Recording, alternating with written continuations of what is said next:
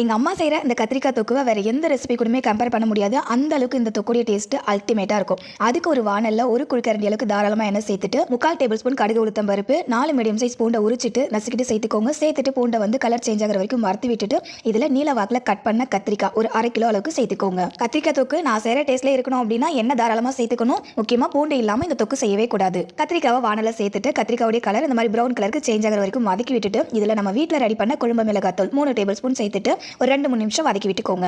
இந்த தொக்குக்கு நாட்டு கத்திரிக்காய் அப்படி இல்லைனா வயலட் கலர்ல நீட்டா இருக்கும்ல கத்திரிக்காய், இந்த 2 கத்திரிக்காயில எது வேணாலும் யூஸ் பண்ணிக்கலாம். அடுத்து இந்த கத்திரிக்காய் முங்குற அளவுக்கு தண்ணி சேர்த்துட்டு ஒரு டைம் மிக்ஸ் பண்றேங்க. கத்திரிக்காவை வதக்கி விடும்போது வெந்துடும். ஆனா தண்ணி சேர்த்து கத்திரிக்காவை எந்த அளவுக்கு வேக வைக்கிறோமோ அந்த அளவுக்கு இந்த கத்திரிக்காய் தொக்குடைய டேஸ்ட் வேற லெவல்ல இருக்கும். நெக்ஸ்ட் 1/2 டேபிள் ஸ்பூன் உப்பு சேர்த்துட்டு நல்லா மிக்ஸ் பண்ணிட்டு தண்ணி சூடாகி இந்த மாதிரி கொதிச்சு வந்தது ஒரு டைம் மிக்ஸ் பண்ணி விட்டுட்டு இந்த கத்திரிக்காவை மூடிட்டு ஸ்டவ் மீடியம் ஃப்ளேம்ல வச்சுட்டு இந்த கத்திரிக்காவை குக் பண்ணிக்கோங்க. இடையில ஓப்பன் பண்ணி கத்திரிக்காவை கலரி விட்டுக்கோங்க. இந்த மாதிரி தொக்கு கன்சிஸ்டன்சிக்கு வந்ததுக்கு